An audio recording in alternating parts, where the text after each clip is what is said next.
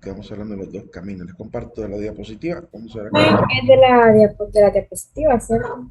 Ajá, El examen es de la diapositiva sí, de de lo lo que que hemos visto. está Ujú, explicando. sí, vamos a ver, permítame un segundo que quiero confirmar algo. Aquí en la parte del listado, según esto, del 5 al 8 de octubre hay feriado. Entonces se supone que es la otra semana. La otra semana se supone que hay feriado, el feriado morazánico. Así que el examen sería hasta el 10 de octubre. Tenemos clase todavía lunes y martes. Habría clase el lunes y martes 3 y 4. Nos vamos 5, 6, 7, 8 a feriado y regresamos el 10 de octubre. Am, Según lo que podemos ver en el calendario, ¿verdad? Les enseño el calendario académico. Ahí está, en el calendario dice feriado del 5 al 8, en color café. La segunda nomenclatura es feriado. Entonces tendríamos todavía 2 días de clase. Excelente, porque estaba un poquito preocupado de no llegar a donde quiero llegar. ¿Verdad? Está excelente. Entonces, 3 y 4 seguimos en clase, del 5 al 8. ¿Quién dice que no hay? ¿No hay qué? ¿No hay Dice que, feriado? no, que dicen que no hay contraseña. No, no hay contraseña. Ah, ya, entonces ¿quién no hay feriado? Ok. Bueno, entonces ese es el calendario para que estemos ahí pendientes. Vamos a ver. Continuamos entonces, comparto la diapo. Salgo del calendario. Pues qué bueno, que tenemos todavía 2 días todavía de clase antes del examen. Eso me agrada mucho. Bien, estamos hablando de los dos caminos de los cuatro caminos prácticamente, dos, camino, fe y razón, para poder acceder a Dios. Ayer estábamos viendo la Lumen Fide, que dijimos que trae de visiones, manifestaciones directas o indirectas, como la Epifanía de los magos, que es una manifestación indirecta. A estas manifestaciones indirectas se les suele llamar hierofanías. Lo voy a escribir aquí en la parte de frente. Vamos a escribirlo por acá. A este tipo de manifestación se le suele llamar así, hierofanía. Y hay otra que se llama teofanía. En el caso de la hierofanía es una manifestación indirecta de Dios, ¿verdad? Y la teofanía es una manifestación directa. Esa es la diferencia entre una hierofanía y una teofanía. La palabra hierofanía viene de hiero, que es sagrado, significa algo sagrado. ¿Verdad? Entonces, una manifestación sagrada y directa de Dios. Por ejemplo, a través de un ángel, a través de un fenómeno natural, ¿verdad? Dios puede hacer, eh, ¿cómo se puede? Mostrar parte de su gloria, de su poder, que es lo que realmente podemos ver y constatar en la palabra de Dios, ¿verdad? Voy a quitar ahora lo que escribí ahí. Si quieren escribirlo por un ladito, teofanía y orfanía. Y la teofanía pues viene de Teos. Teos es Dios, ¿verdad? Manifestación de Dios. En el caso de lo que los magos vieron, pues fue una hierofanía, fue una manifestación sagrada, ¿verdad? Para poder avisarles el nacimiento de Jesucristo. Y el segundo camino de la fe, siempre en el lado de la fe, la lumen glorie, que eso es lo que está reservado para los justos, para los que hayan muerto en la gracia del Señor, pues tendrán la oportunidad de poder conocer la gloria de Dios, ¿verdad? Hay que confiar en la misericordia de Dios que nos permitirá poder conocerle. Aunque la palabra también hace una diferencia, que hay algunos que estarán gozando del renuevo, del cielo nuevo y la tierra nueva, y hay otros que incluso tendrán la oportunidad de estar viviendo en la casa del Padre. Ok, entendamos muy bien lo que dice la palabra. Según la palabra, algunos tendrán el privilegio de vivir en las moradas del Padre, ¿verdad? En el reino de los cielos, y otros pues quizás nos quedaremos en un cielo nuevo y una tierra nueva. ¿Verdad? No es para todos el privilegio de vivir ahí viendo a Dios cara a cara. Eso es para algunos que tendrán ese privilegio.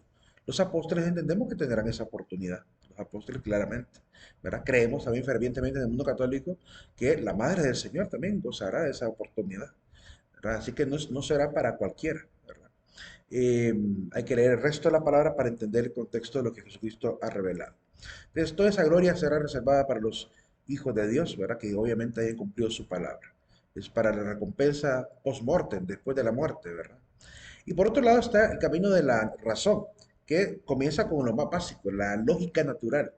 Hay algo en nosotros que como que nos dice que tiene que haber una explicación eh, probable, plausible de algo inteligente que generó el universo. De hecho, ese es el argumento de Wilhelm Leibniz. Ya voy a hablar un poquito acerca de ello. La idea de que naturalmente entendemos que tiene que haber una explicación lógica, y si es una explicación lógica, significa que debe ser una explicación también inteligente que ha permitido el origen del universo. Entonces, el sentido común nos lleva un poquito a esa idea. Por otro lado está la lógica científica, que es utilizando ya una lógica estructurada de argumentos que sólidamente, premisa por premisa, van conduciendo a la idea, ¿verdad? O al sostenimiento de que la idea del Dios creador es plausible, probable y creíble, ¿verdad? Desde la razón, solamente desde la razón, ¿verdad? En este caso no hablamos de la palabra, sino que hablamos solamente de la capacidad lógica del hombre de poder entender el concepto Dios y entender también la naturaleza del universo, ¿verdad? La naturaleza de los seres. Leibniz, siendo gran matemático, intentó hacerlo desde la razón y logró un argumento que hoy se llama el argumento de la contingencia de Leibniz. Ya hablaremos un poquito de ello. Entonces, esto está para las mentes privilegiadas que tienen la capacidad de estudiar hasta ese nivel de lógica el concepto de Dios, ¿verdad? La realidad o la posibilidad de la existencia de Dios. Entonces, normalmente muchos filósofos atendieron al problema.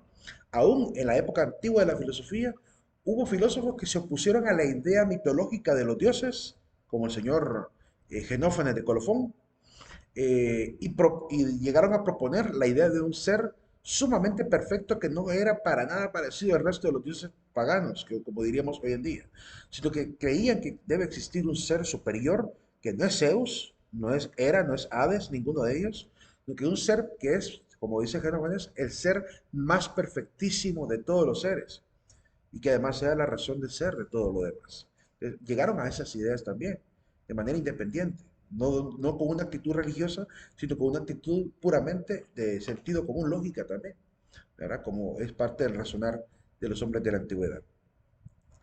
Hay muchos argumentos que nos hablan de la existencia de Dios. Voy a enumerarlos por lo menos, no vamos a poder verlos uno por uno, pero los que llevaron filosofía conmigo ya los conocen.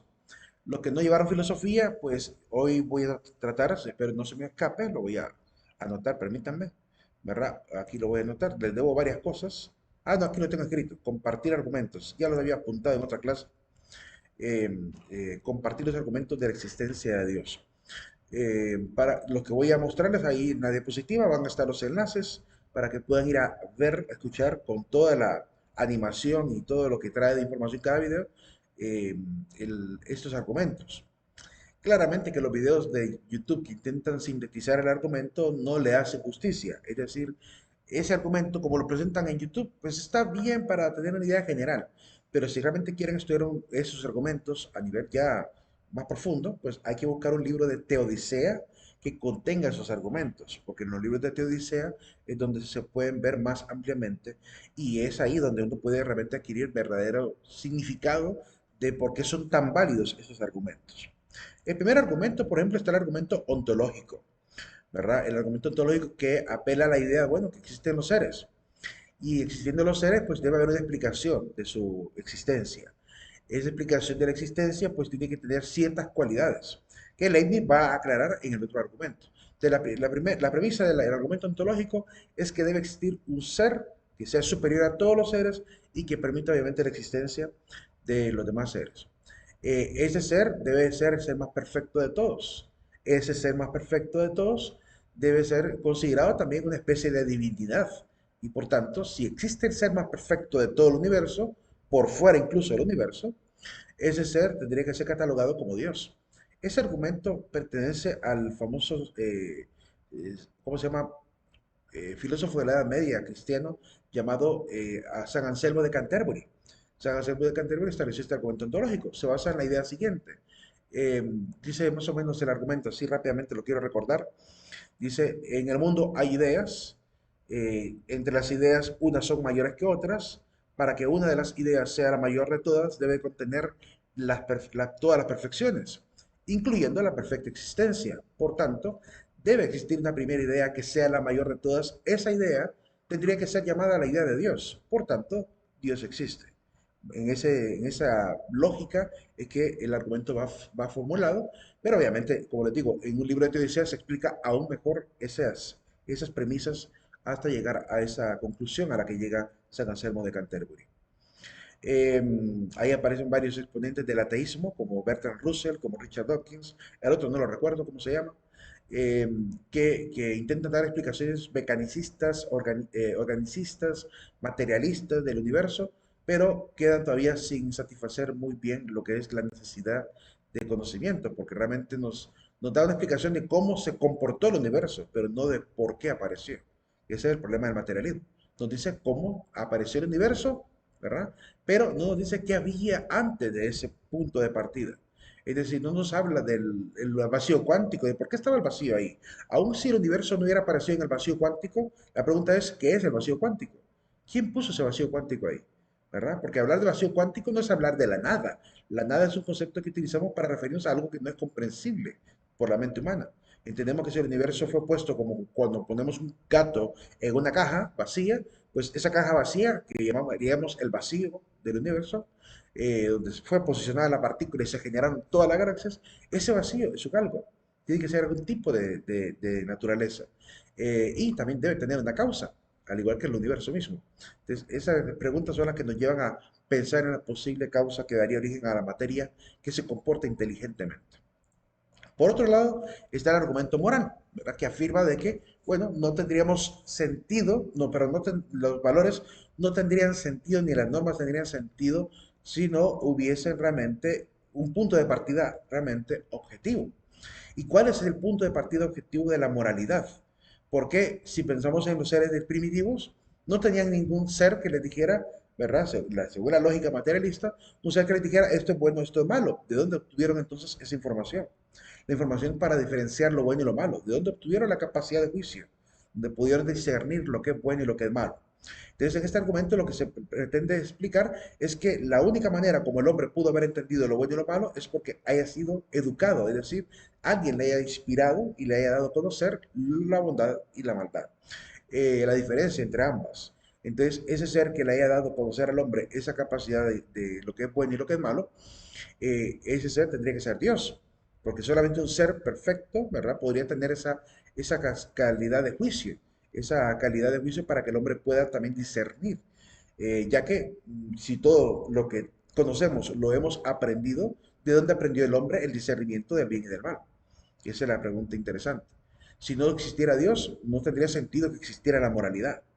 No tendría sentido que cumpliéramos las normas, porque también hay un tema detrás del tema del cumplimiento del bien, y es que pensamos siempre en una recompensa.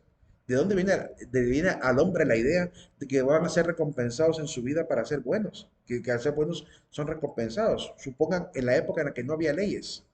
Si no había una ley que determinara a lo bueno lo vamos a premiar, a lo malo lo vamos a castigar, ¿de dónde viene la convicción de ser rectos, de ser justos, de ser, diríamos, alguien que intenta vivir en la pureza?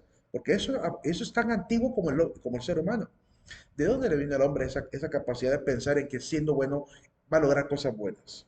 ¿De dónde le viene esa conclusión, verdad? De que va a ser recompensado por ser bueno, esperando una recompensa. Esa recompensa no tiene otro sentido si no es en Dios.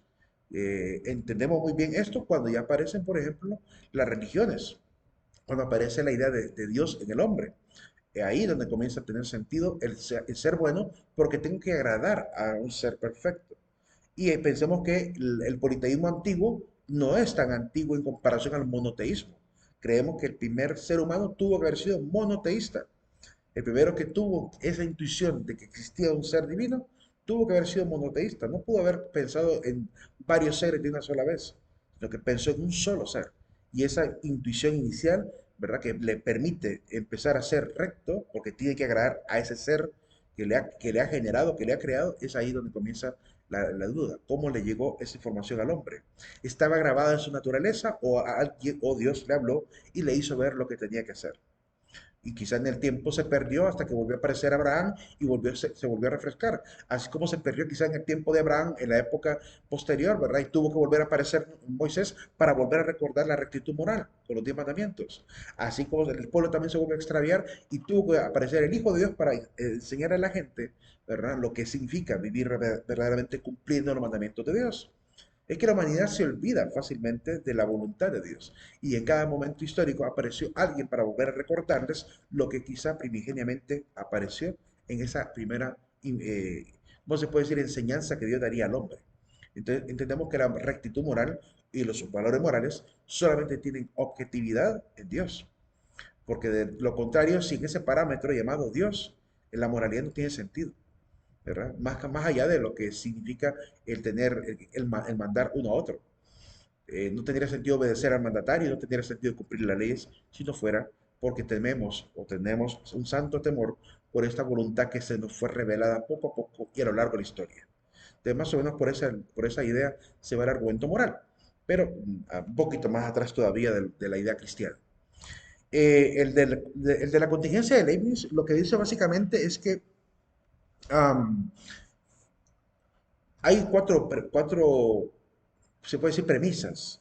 En la primera premisa lo que dice es, bueno, eh, todo lo que existe debe tener una justificación o una razón de su existencia, una explicación de su existencia, es la palabra más adecuada. Todo lo que existe debe tener una explicación. El universo existe y por tanto debe tener una explicación.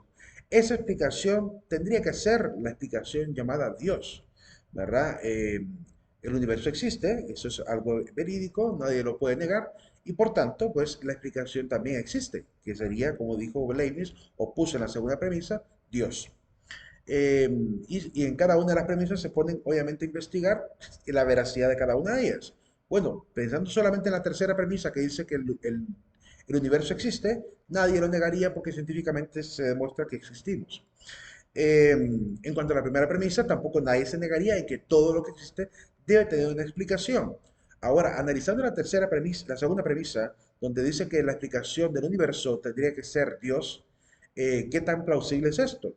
Bueno, la mayoría de científicos saben que existe una gran diferencia entre lo que son los seres que existen, Leibniz hizo la diferencia, entre los seres que existen de manera contingente, eh, es decir, seres que aparecen y desaparecen, seres que nacen y seres que mueren, ¿verdad? Y buscando la causa de manera invertida hasta llegar al principio del universo, la pregunta sigue todavía existiendo, ¿verdad? ¿Quién originó el universo? Bertrand Russell, ponen ahí en el argumento, llegó a afirmar que no es necesario preguntarse cuál es la causa del universo, el universo simplemente está ahí, ¿verdad? Pero ponen el ejemplo, en el mismo argumento, de dos jóvenes que van por el bosque, miran de repente una pelotita, ¿verdad? Y uno pregunta al otro, ¿por qué está esa pelota aquí, en el bosque? Y el otro le dice, no, no tiene ningún sentido preguntarse por eso, simplemente está ahí, sigamos. Entonces dice, bueno, el hecho de que alguien quiera rehusar a dar una explicación no significa que no deba existir una explicación para la posición de una pelotita en el bosque. Ahora imaginemos que esa pelotita es del tamaño del universo. Aún por el tamaño no dejaría de existir la pregunta, ¿por qué está ahí? Entonces, basado en esa idea, se llega a la búsqueda de cuál es la causa. Si pensamos que la causa debe estar por fuera de la materia, el espacio, el tiempo y la energía, para que sea realmente la causa universal, tiene que ser una causa que está por fuera de esos elementos que conforman el universo. ¿Qué tipo de ser podría estar por fuera de la materia, por fuera del tiempo, por fuera del espacio, por fuera de la energía? ¿Qué ser tendría que ser el que esté por encima de todas esas características del universo? Solo hay dos posibilidades, dice el argumento de Leibniz. Tiene que ser o los números, porque son seres abstractos y están ahí siempre, porque ahí es donde él hace la diferencia. Hay seres que son contingentes y seres que son necesarios, porque si alguien dice, por ejemplo, bueno, pero si yo preguntara cuál es la causa del universo, también tendría que preguntarme cuál es la causa de Dios. Y dice Leibniz, no, porque hay una diferencia entre el ser que es contingente, que apareció, y el ser que es necesario, que debe existir por causa, pues debe existir por causa de su propia naturaleza. Es decir, debe ser un ser que exista por sí mismo, un ser que no tenga principio, un ser que no tenga fin, para que sea realmente la primera de las causas del universo. Debe tener esa cualidad. Y por tanto, no tendría sentido preguntarse cuál es la causa de la causa. No tendría sentido. Si buscamos la primera causa del universo, no tendría sentido preguntarse por la causa de la primera causa. Sería una idea absurda. Y si estamos buscando esa primera causa, eh, debido a eso, entonces tendríamos que decir que la naturaleza del universo es diferente a la naturaleza de la causa inicial. El universo es contingente y su causa tiene que ser necesaria, es decir, no contingente. Debe existir necesariamente por razón de su propia naturaleza y con la capacidad de ser la causa del universo. Y dice, bueno, si buscamos esa causa que sea necesaria, solo hay dos cosas que tienen más o menos eh, esa forma, es decir, esa naturaleza de ser seres necesarios. Y pone el ejemplo de los números. Los números existen porque están ahí, es decir, no ocupan realmente materialidad para pensar abstractamente en el uno, en el cero, en el 20. Es decir, no necesita materialidad porque es una idea abstracta que se puede aplicar a cualquier cosa, ¿verdad? Entonces, pero dice, los números no pueden ser realmente una causa de materialidad, porque siendo abstractos tampoco manipulan la materia. Entonces solo queda la otra alternativa. Otra alternativa, además de los números que son seres necesarios, sería una mente, una especie de mente universal, una mente, ¿verdad? Que no tenga materia, ni espacio, ni tiempo, ¿verdad? Que exista por propia necesidad de su naturaleza, que no necesita explicación alguna, que sea la causa primera de todo, y un ser que tenga esas cualidades solamente podría ser un ser tipo Dios. Y por tanto, dice el argumento, bueno, debe existir la causa primera, la causa inmaterial, no contingente, ¿verdad? Necesaria, a la cual habría que llamarle Dios, y por tanto Dios existe. Ya que los números no pudieron haber originado el universo, tuvo que haber sido originado por una mente abstracta, diferente, pero con un ser prácticamente personal, un ser inteligente, capaz de generar el universo y con un gran poder además. Solamente Dios tiene esa cualidad, tendría solamente un ser llamado Dios, un ser que pensamos con esas características de Dios, tendría que tener esas capacidades. Entonces, el vocablo que le pongamos ¿cómo se puede decir? Es indiferente. El hecho es que debe existir un ser así, que dé origen a todo lo demás. En eso se basa el argumento de la contingencia de Leibniz. El otro argumento es el cosmológico Kalam, que se parece mucho al de Leibniz, donde habla, aquí ya no habla de la explicación del universo, sino que habla de la causa del universo. Y vuelve a retomar los mismos temas. Prácticamente yo creo que de Leibniz es el fundamento, junto con el de la causa eficiente de Tomás de Aquino, para el cosmológico Kalam. El cosmológico Kalam lo que hizo fue unir estos dos discursos, tanto del argumento ontológico, cosmológico, ontológico, perdón, el de Leibniz y el de Santo Tomás de Aquino, lo fusiona en un solo argumento que le agrega además las pruebas históricas, científicas, que demuestran que realmente el universo tuvo una causa, porque eso es lo que hace el argumento cosmológico, agregar los aportes de los cosmólogos como Arvin Borde, Alan Guth y Alexander Vilenkin, que son los tres exponentes de estas pruebas que demuestran que el universo tuvo bueno, realmente es uno de muchos de tantos científicos que exponen la idea del universo, del origen del universo. Te vale la pena que lo puedan ver también, porque como que el cosmológico Kalam encierra, si quieren, véanlo al final de todos los demás, para que realmente el Kalam sea más fácil de entender. ¿Verdad? Véanse los primeros argumentos anteriores, más los que voy a mencionar después de este argumento, y después vean el cosmológico Kalam para que sea más fácil la comprensión del mismo argumento. Entonces se basa en la idea de un simple silogismo que dice, todo lo que existe tiene una causa, el universo existe, por tanto, el universo tuvo una causa. Ese es el argumento lógico. Si la primera premisa es cierta, la segunda premisa es cierta, la tercera premisa también es cierta. Nadie negaría que el universo, por tanto, tiene una causa. Y es ahí donde se queda ya hablando de cómo tendría que ser esa causa. Tendría que ser una causa inmaterial, una causa que esté por fuera del universo, con un gran poder para poder generar toda la materia y además con la inteligencia suficiente para instaurar las leyes en el universo que dominaría la lógica misma como se comportan los seres. Un ser así, que sea muy sabio, prácticamente muy poderoso, eterno y no contingente, solamente puede ser un ser como el que nosotros nombramos, llamado Dios. Y por tanto el argumento termina diciendo, bueno, por tanto Dios debe existir, porque esa es la causa más plausible para poder explicar la inteligencia por la cual se comportan los seres y el origen además material de todo el universo, incluido el vacío cuántico. El otro argumento es de las cinco virtudes de Juan de Aquino, que eso lo explicamos en filosofía, tuvieron que haberlo visto con su maestro de filosofía, ¿verdad? Se basa en cinco ideas que consideran cinco fenómenos naturales. La primera premisa se basa en el movimiento, la segunda premisa se basa en la causalidad eficiente, la tercera premisa se basa en la idea de la contingencia y la necesidad. De hecho, creo que Leibniz se basó en Tomás de Aquino para hablar del argumento de la contingencia, porque fue Tomás de Aquino el primero en hablar de ello.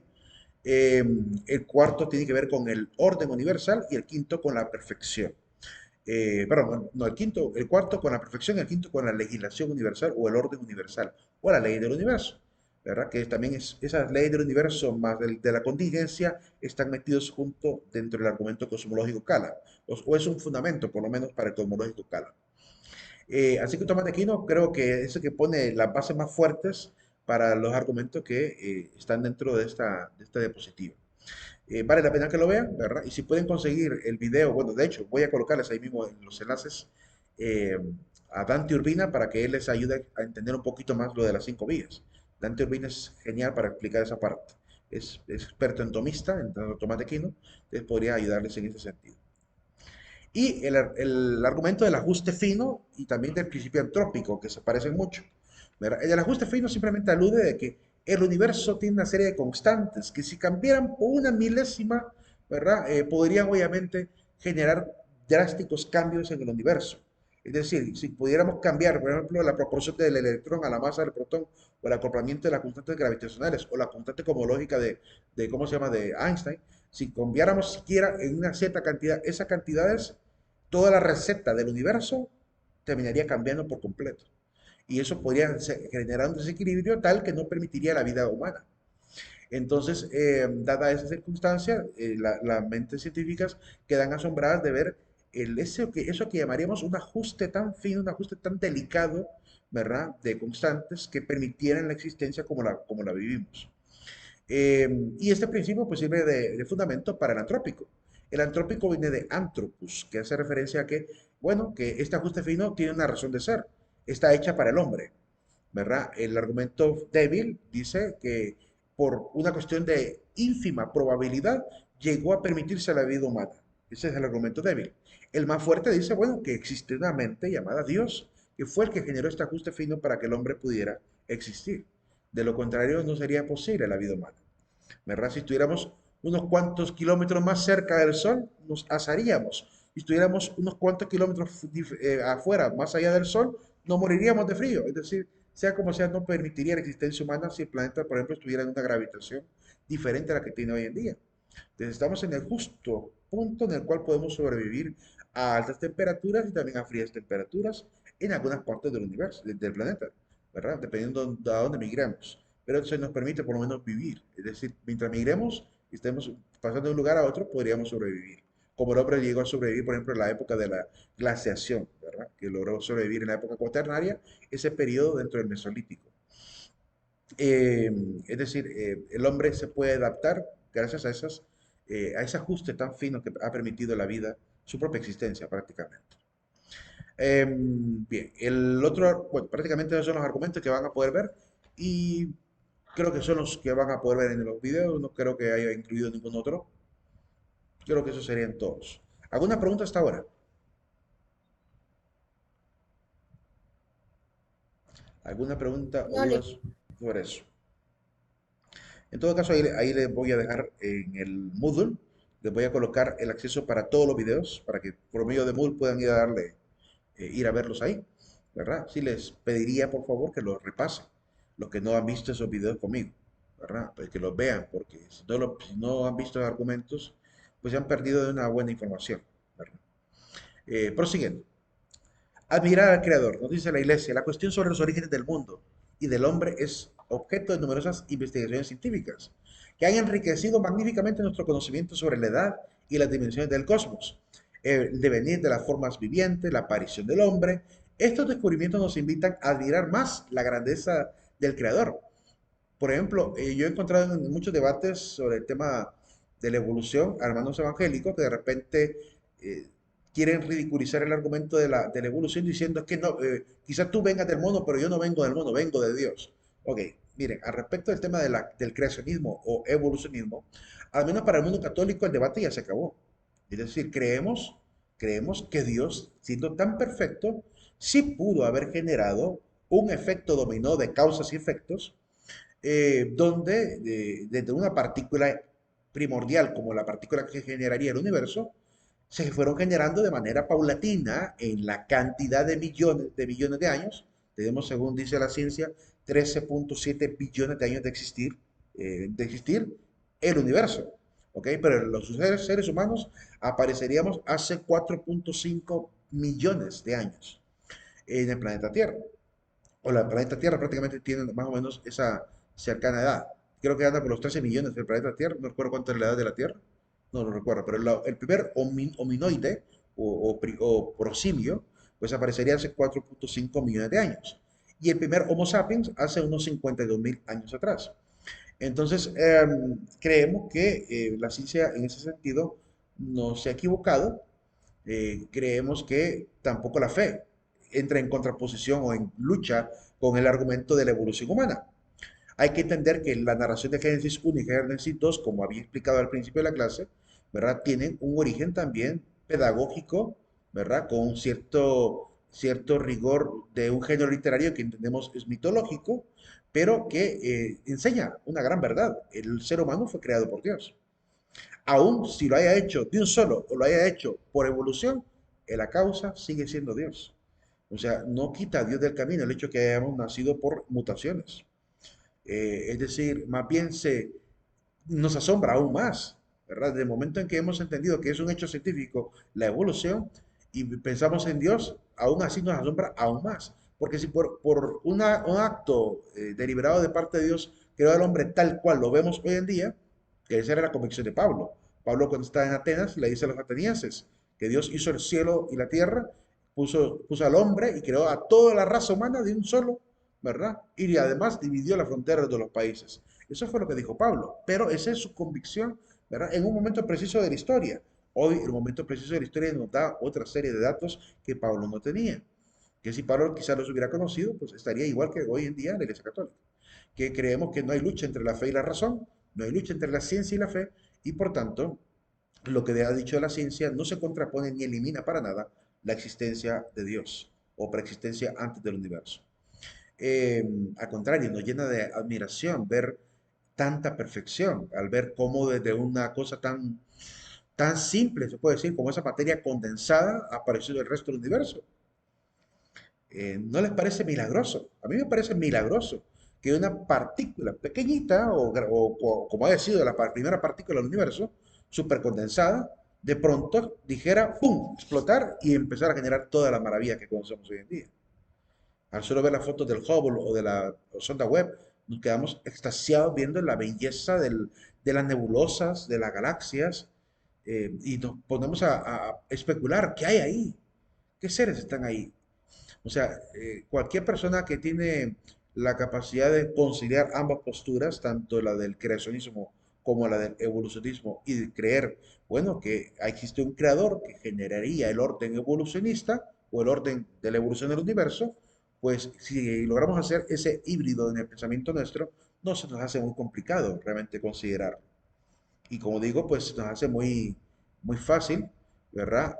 Admirar el trabajo de los científicos al explicar la manera como el universo se desarrolló, pero también, ¿verdad? Sabemos que tocan fondo y tocan límite de muro cuando ya hablamos de cuál es la causa de la causa, ¿verdad? La causa del Big Bang, ¿verdad? El Big Bang es la causa del universo, pero ¿cuál es la causa del Big Bang? ¿Cuál es la causa inicial del Big Bang? ¿Verdad? Y cuando hablamos de causa inicial del Big Bang nos referimos al motivo.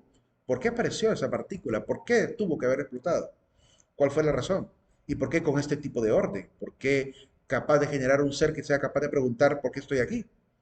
¿Por qué no simplemente fuimos una masa inerte? ¿Verdad? Y no que tenemos la capacidad incluso de preguntarnos por la existencia. Esa maravilla del origen del universo, como digo, no se acaba en cuanto a Dios, aun cuando consideremos, ¿verdad?, las verdades científicas de la evolución. Ahora bien, el hombre hay que entender, y eso lo explica bien la ciencia, el hombre no es que venga del mono. Tanto el mono, como el orangután, como el chimpancé, como el gibón, todos estos animales, procedemos de una sola familia de hominoides, de antropoides, de catarrinos, ¿verdad? Y por tanto, ahí busquen la clasificación de la especie humana y de las familias a las cuales pertenece para que vean las diferentes categorías, ¿verdad? De diferentes, por así decirlo, bifurcaciones de mutación que hubo. O sea, de pronto apareció un primer prosimio y del primer prosimio, ¡pum!, una evolución de una madre y una evolución de otra madre generaría dos seres distintos. De pronto aquí apareció el cromañón y un poquito más adelante, por el otro lado familiar, la mutación llevó a aparecer al Homo sapiens. Entonces tuvieron que convivir ahí el Cromañón con el Neandertal con el Homo sapiens, conviviendo de manera paralela hasta la extinción de una de las familias y la permanencia de la otra familia que hoy llamamos Homo sapiens. Es decir, fueron apareciendo paralelamente mutaciones incluso en el género humano. Eh, lo mismo que aquellas jirafas que de repente tenían cuello bajo, murieron y las de cuello largo quedaron vivas, porque lograron conseguir los alimentos de los árboles frutales. Y las otras que no pudieron crecer, pues se murieron de hambre, porque no encontraban frutos de calidad que les permitieran tener una buena dieta. Entonces, por eso han permanecido las de cuello largo. Eso es las que comúnmente han quedado. Quizá si se acaban la protección de los animales, podrían llegar a desaparecer, a extinguirse, ¿verdad? Entonces, el hecho es que existe la variación de mutación y es una verdad científica y la iglesia, por lo menos, atendiendo a esa explicación, sabemos que la ciencia no se equivoca ahí, ¿ok? Que sí han habido, ¿verdad? Evoluciones incluso dentro del género humano y no digamos con los primos, ¿verdad? Con los prosimios, perdón, con los demás antropoides, lo que parecen ser parecidos al ser humano como el chimpancé, gibón, gorila, etcétera. O los monos del viejo mundo y del nuevo mundo. Dime, Crystal. Licenciado, fíjese que con respecto a lo que usted ha estado hablando, todos estos días exactamente he tenido la misma duda sobre este tema, ya que al menos yo jamás me había cuestionado hasta esta clase y yo siempre pensé de que el Señor nos había creado, o sea, del polvo, así de manera Exacto. instantánea y nunca me había puesto a pensar y a reflexionar hasta ahorita. Y igual, nunca pensé que esto tuviera que yo he tomado, como le digo, todo lo que tiene que ver con Génesis de una manera tan literal. Literal. Y igual con esto de la creación, yo pensaba, será que el Señor nos creó, como le digo, así, de la costilla Ujú. de Adán? ¿Y será que por otro lado, cómo fue que evolucionó el hombre? O sea, no sé, porque hay un montón de datos antropológicos de los cerebros hasta del hombre primitivo. Cráneos, Entonces yo tenía osamentas. esa confusión tan horrible, pero usted ya me la está aclarando.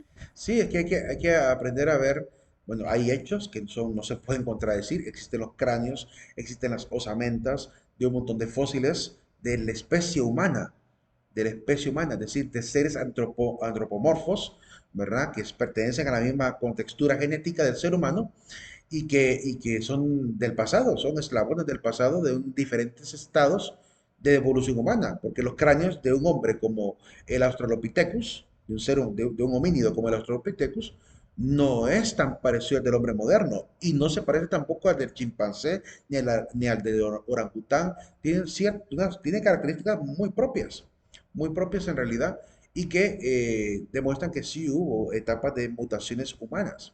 ¿Verdad? Está el heidelbergensis, está el floresiensis, está el de Pekín, está, ¿cómo se llama? El neanderthalensis, el cromañón, está el Homo de Georgicus, está el Homo, eh, ¿cómo se llama? Ergaster. Existen tantas osamentas, y cada nombre que he dado son osamentas, son huesos, cráneos, que muestran pues a los diferentes seres que vienen del género Homo, ¿verdad? Es decir, de los homínidos que darían origen al hombre contemporáneo, al hombre moderno.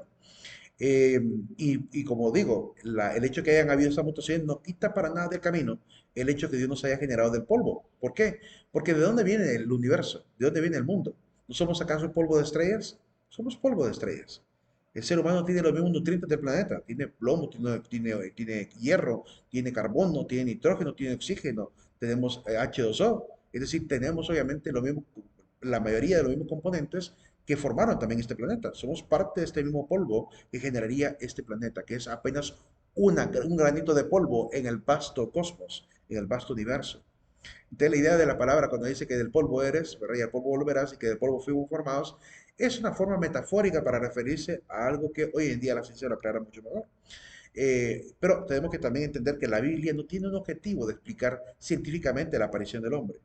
Lo que la Biblia nos quiere enseñar es que Dios es la causa y que el hombre, ¿verdad? Es criatura de Dios. Es la verdad, la única verdad que podríamos considerar científica y literal de la palabra. El resto son formas metafóricas, poéticas, para explicar el origen del hombre, para explicar el origen del mal, para explicar el origen de su pecado, para explicar el origen del por qué Dios quiere ver al hombre feliz y salvado de esta circunstancia de pecado. Entendamos que hay muchas cosas en la palabra que son metafóricas y que nos ayudan obviamente a encontrar estas verdades universales. Pero como digo, no está en lucha. Muchos filósofos de la época medieval que fueron cristianos sabían que no había lucha entre la fe y la razón. Y la iglesia defiende también esa postura. De hecho, el lema de los medievales era fides et ratio non disputatio, la fe y la razón sin discusión, porque no podemos creer que un Dios que le dio al hombre la inteligencia, la ciencia, la sabiduría, el entendimiento, que son dones del Espíritu Santo, esté llevando a datos erróneos en cuestión de la ciencia. Si la ciencia viene de Dios y la sabiduría viene de Dios, la ciencia, entre más específica, más especializada sea, más cerca de la verdad que Dios quiere que tengamos, va a llegar. Por lo cual va a desembocar en lo mismo que alguien puede adquirir por la simple fe. Por la simple fe sabemos que Dios creó al hombre y hay muchos científicos, ¿verdad? Como el caso de Philip Collins, que llegan a creer tanto en Dios por la misma perfección de lo que la ciencia les hace ver a ellos. Él como genetista se queda asombrado de cómo está estructurado el código genético, de la maravilla de esas cuestiones de los seres microscópicos, de los seres microscópicos. Es decir, es un hombre de ciencia que cree en Dios porque realmente la misma maravilla del universo que él ha estudiado le permite entender la perfección de un ser tan inteligente que todo lo pensó bien, ¿verdad? Que todo lo hizo bien como dice el Génesis. Prosiguiendo. Hasta hablar de Dios, el limitado. Ahí sí tenemos que tener cuidado porque también San Juan Crisóstomo nos dice, hay que tener cuidado con nuestro lenguaje, puesto que nuestro conocimiento de Dios es limitado, nuestro lenguaje también es limitado. Podemos decir cosas de Dios, ¿verdad? Por lo menos de lo que podemos hablar es de lo que Dios al menos no es, pero de lo que Dios es hay que tener mucha prudencia, ¿verdad? De lo que no es, la intuición nos ayuda a acercarnos. Es el conocimiento limitado del hombre y de conocer, de pensar pues nos dice que, bueno, tengamos prudencia al hablar de Dios. San Juan Crisóstomo, bueno, San Agustín decía que al menos ese conocimiento un poquito imperfecto del hombre le confiere al hombre cierta gran perfección. Es decir, que el hecho de que conozcamos un poco a Dios es suficiente para el hombre. Lo poco que podemos entender en la vida de acerca de Dios es suficiente. Es lo que Dios ha determinado que es lo que el hombre puede alcanzar, ¿verdad? Y si Él nos da la gracia de conocerle aún más íntimamente, pues bendito sea. ¿Verdad? Pero al menos la razón humana puede acercarse lo suficiente al conocimiento de Dios. Y aquí donde viene San Juan Crisóstomo y dice, tenemos que aprender a depurar, a limpiar nuestro lenguaje al hablar de Dios, porque podemos cometer ciertos errores. Nuestro lenguaje es limitado, a veces usamos imágenes retóricas como la tristeza de Dios, la mano de Dios, incluso en la palabra aparecen muchas formas antropomórficas de Dios, ¿verdad? Porque no había otra manera de explicar cómo Dios actuaba. Entonces hablaban del dedo de Dios escribiendo en las tablas de Moisés, hablan de la mano fuerte de Dios. Entonces son imágenes metafóricas, retafóricas, iba a decir, retóricas y metafóricas, ¿cómo se llama? Que se utilizan para poder hablar de él. Y otras, pues a veces son cualidades imperfectas que el hombre llega a deducir de manera errónea y eso se convierte en tabúes. Es decir, ahí pueden haber ciertas cualidades que a veces damos a Dios que son tabú, es decir, son ideas equivocadas, ¿verdad? Que tenemos de Dios. De hecho, ya voy a mencionar algunas de las imágenes o errores como a veces interpretamos a Dios.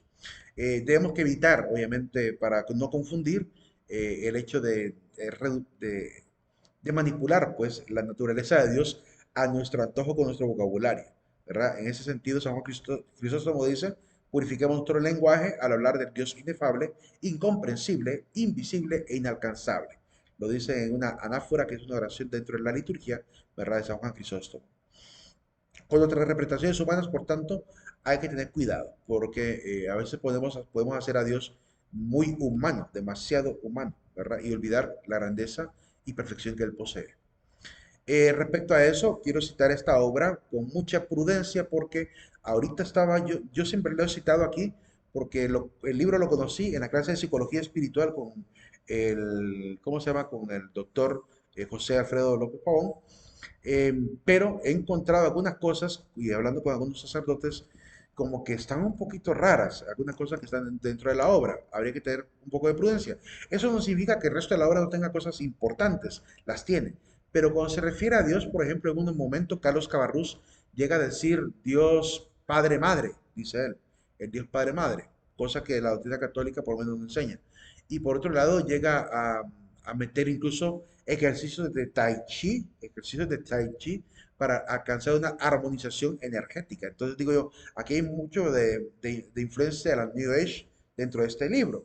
O quizá él simplemente está haciendo uso de estas formas de ejercicios como una especie de terapia psicológica, que también puede ser válido desde ese punto de vista. Algo simplemente como para tranquilizar el ser, que eso sí es válido. En la psicología se habla de contemplar un poquito, de meditar, de respirar profundo, de liberarse un poco. Entonces, en la psicología sí se enseña eso y él como psicólogo, pues obviamente seguramente considera que incluso los ejercicios de Tai Chi podrían, la gente podría entender más rápido cuando le dicen haga tal ejercicio, es más rápido que entienda cuando se le diga haga estos ejercicios como si fuera Tai Chi, a que le dijeran haga el ejercicio de esta manera, esta manera, esta manera, y no se entienda realmente cómo hacerlo. Pero cuando alguien dice, ejercicio como Tai Chi, pues sí lo he visto cómo hacen esos ejercicios de respiración, que levanta las manos lentamente, uno logra entender quizás que él utilizó la idea del Tai Chi como para introducir esta compresión rápida del ejercicio que hay que hacer de respiración para entrar en un proceso de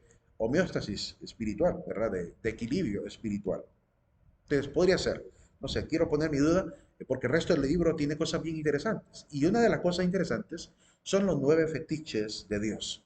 Es decir, en la página 172 a 173 aparece la descripción de aquellas imágenes exageradas y a veces tabú que podemos hacernos de Dios en el camino de la espiritualidad. De tabúes y fetiches que hay que aprender a depurar, es decir, aprender a limpiar nuestro vocabulario, nuestra comprensión, porque convierten a Dios en un ser que no es por naturaleza. ¿Cuáles son estos fetiches? Rápidamente lo veremos. Rápidamente, faltan 2 minutos hasta donde logremos llegar. Primero, fetiche. El Dios perfeccionista. Creer que es un Dios que quiere y provoca el perfeccionamiento o el perfeccionismo y por tanto se vuelve implacable con quienes no llegan a la perfección. No te lavaste la mano hasta el codo, por tanto fuera, ¿verdad?, de mi providencia. No me diste exactamente el 10% de tu diezmo, por tanto fuera de mi providencia. Ese Dios perfeccionista que te va a exigir así contable, 10%, ¿verdad? Es decir, o el ser que te exige un sacrificio exagerado y si tú no lo cumples, o incluso a veces cosas, se puede decir hasta absurda. Es que si tú no usas la falda hasta el tobillo, tú no eres parte de la asamblea. Entonces, esa idea de creer que Dios me va a castigar porque de repente me pasé unos centímetros más. Yo conocí una chica que se retiró de la iglesia evangélica porque una miembro importante de la iglesia la quiso de alguna manera ridiculizar simplemente porque llegó con una falda que apenas tenía 2 dedos por encima de la rodilla.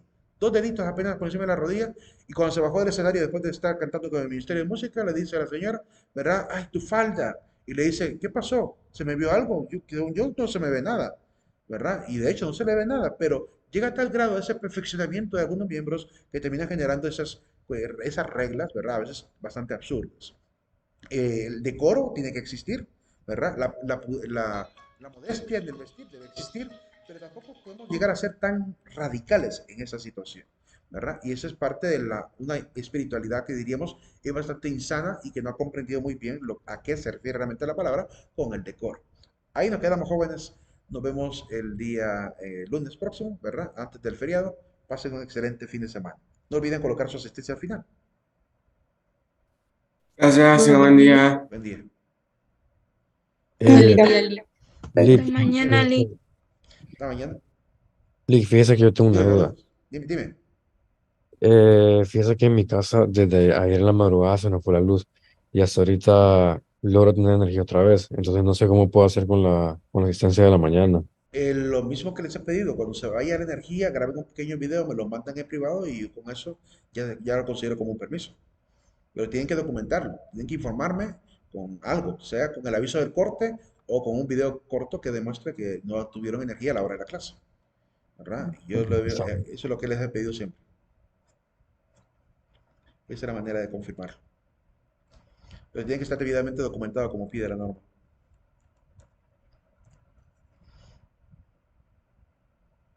Licenciado, Dime.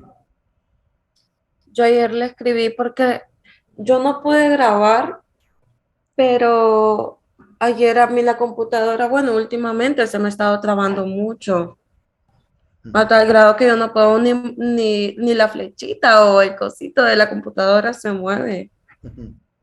Y ayer se me Tú fuiste trabó la que en la todo que me el dijo, día. tú fuiste la que me dijo que tenías que pagar a la fuerza la computadora. Que Sí, pero apagarla, si la apago, me tarda demasiado volver a tiempo encender. en volver a encender. Sí, aquí lo estoy viendo, Gabriela Sauceda, ¿verdad? Sí, Sí, sí. Bueno, ahí te ayudo, no te preocupes. Sí, vi tu por mensaje. favor. Sí, es que me pasé un Ah, poco distraído ayer. Yo licenciado. sí lo vi. Y también ya me mandaron la excusa médica, la que yo le había dicho. Ok, me lo mandas Ok, entonces. ya se la envío. Ok, bueno. Feliz día, Ali. Feliz día.